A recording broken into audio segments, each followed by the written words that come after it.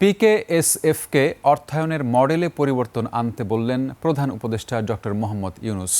এক্ষেত্রে শুধুমাত্র ঋণ দেওয়ার বদলে অংশীদারিত্বের ভিত্তিতে বিনিয়োগ করে নতুন উদ্যোক্তা তৈরির আহ্বান তার।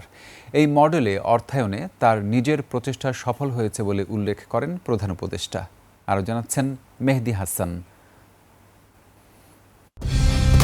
কালার এক্সপার্ট, জর্জ স্যাপ এবং মাইল্ড অন হ্যান্ডস টেকনোলজি সমৃদ্ধ অরিক্স ক্রিস্টাল ওয়াশ আপনার laundry expert. Palli Karmasahayak foundation PKSF এর নতুন ভবন উদ্বোধনে এই আয়োজন, যেখানে প্রধান অতিথি প্রধান উপদেষ্টা নিজে।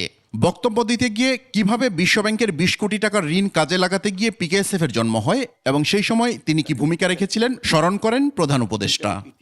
পিকেএসএফ আসলে হওয়ার কথা ছিল না, এরকম একটা প্রতিষ্ঠানের কোনো কারণ ছিল না, ঘটনাচক্রে এটা হয়েছে। প্রধান উপদেষ্টা বলেন, পিকেএসএফ এর জন্ম হওয়ায় এনজিওদের অর্থায়ন নিয়ে সমস্যা অনেকাংশেই দূর হয়েছে। এ সংস্থাটির কাছ থেকে ঋণ নিয়ে ক্ষুদ্র উদ্যোক্তাদের অর্থায়ন করে এনজিওরা। তবে এখন অর্থায়নের এ মডেল থেকে বেরিয়ে নতুন করে চিন্তা করতে হবে পিকেএসএফ কে। এই কথাটাও চিন্তা করা যায় যে আমরা এখন বিনিয়োগ করব, যে কোনো ব্যক্তির সঙ্গে যে একটা ব্যবসা শুরু করতে চায়, ইয়াং পার্সন ব্যবসা শুরু করতে চায়, তারটা যদি পছন্দ হয় আমি তার ব্যবসাতে বিনিয়োগ করবো এই শর্তে তুমি আস্তে আস্তে তোমার মালিকানা আমার মালিকানা কিনে নেবে, তোমাকে আমি দিয়ে দেবো, আমি রাখার জন্য দিয়ে নিই, কিন্তু যতদিন তুমি না পাচ্ছ এটা আমার ব্যবসা, তুমি ব্যবসা চালাচ্ছ।